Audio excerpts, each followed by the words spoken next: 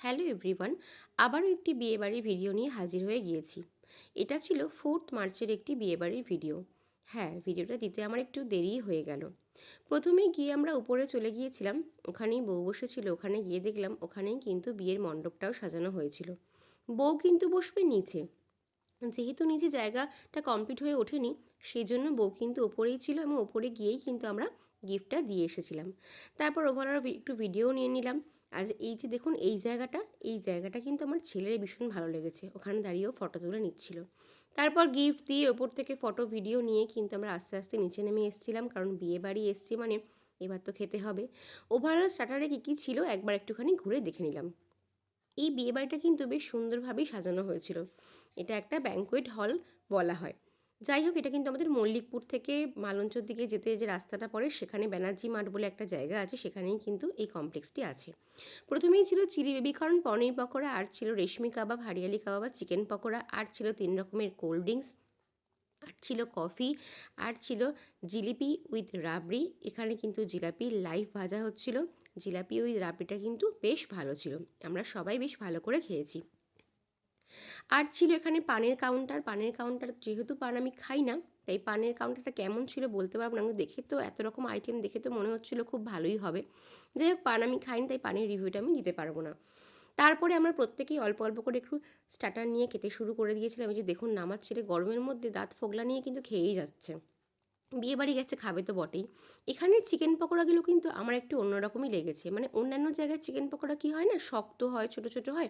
এখানে কিন্তু খুব সফট ছিল, বড় বড় ছিল, আর পুরো বোনলেস ছিল। খেতে একটুও অসুবিধা হয়নি। স্টার্টারের প্রত্যেকটা আইটেম কিন্তু ভীষণ ভীষণ সুন্দর ছিল, খুব টেস্টি ছিল। সেজন্য আমরা কিন্তু অনেকবার করে স্টার্টার নিয়ে কিন্তু খেয়েছি। এই যে পানের কাউন্টারের ওখান থেকে কিরকম একটা ধোঁয়া বেরোচ্ছিল, কী সেটা আমি জানি না, যেহেতু আমি খাই না পান, সেহেতু পানের প্রতি তো ইন্টারেস্টও আমার নেই। তো অনেকটা করে স্টার্টার খেয়ে কিন্তু বেশ একটু আমরা হাঁপিয়ে গিয়েছিলাম, কারণ মেন কোর্স তো খেতে হবে, এটা একটু হজম করার জন্য ওভারঅল পুরো বিয়েবাড়ির ভিডিওটা আমি নিয়ে নিচ্ছিলাম। বেশ ভালো লাগছিল কিন্তু, খুব সুন্দর করে কিন্তু সাজানোও হয়েছিল। এই যে এটা দেখছেন, এটা কিন্তু একটা সেলফি জোনও করেছিল। তারপর সাজানো হয়ে যাওয়ার পর আমরা আবার একটুখানি কোল্ড ড্রিঙ্কস নিয়ে খেয়ে নিচ্ছিলাম। এই যে এখানে বউ নিচতলায় চলেও এসেছে এবং বউখানে ফটো ভিডিও নিয়ে নিচ্ছে। যাই হোক, সাজানোটা কিন্তু খুব সুন্দরও ছিল। তারপরে আমরা একটুখানি কোল্ড ড্রিঙ্কস নিয়ে খাচ্ছিলাম, কারণ হজম তো করতে হবে, মেইন কোর্স তো খেতে হবে। তারপর আস্তে আস্তে আমরা চলে গেলাম মেন কোর্সের দিকে। মেন কোর্সের জায়গাটা কিন্তু বিশাল বড় ছিল, একসাথে বসে কিন্তু অনেক লোক খাচ্ছিল। যাই হোক, আমরা খেতে বসেও গেছি। এই যে মেনু কার্ডটা দেখিয়েও দিলাম।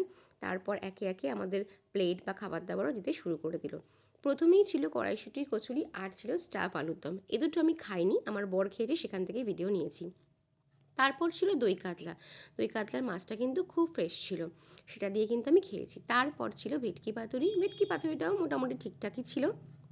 আমি একটাই খেয়েছি, বেশি খেতে পারিনি, কারণ স্টার্টার ওই যে অনেকগুলো খেয়ে নিয়েছি, তো সেই জন্য মেন কোর্সে খুব বেশি কিন্তু আর খেতে পারিনি। তারপর ছিল পিস পোলাও, আর ছিল মাটন কষা।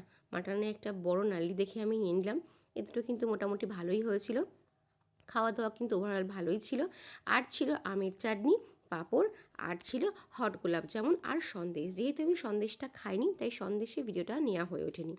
খাওয়া দাওয়ার পরে দেখলাম আইসক্রিমটা আমরা স্টলে স্কিপ করে গেছি, কারণ আইসক্রিমটা মেন কোর্সের ওখানে ছিল, সেই জন্য আইসক্রিমটা দেখতে পাইনি।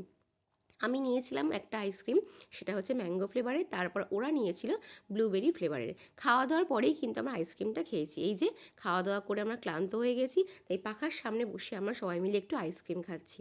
তো রাত তো প্রায় অনেক হয়ে গিয়েছিল, আইসক্রিম খেতে খেতে আমরা আস্তে আস্তে বেরিয়ে এসেছিলাম। তো আমার এই বিয়ে বাড়ি ভিডিওটা কেমন লাগলো অবশ্যই জানাবেন।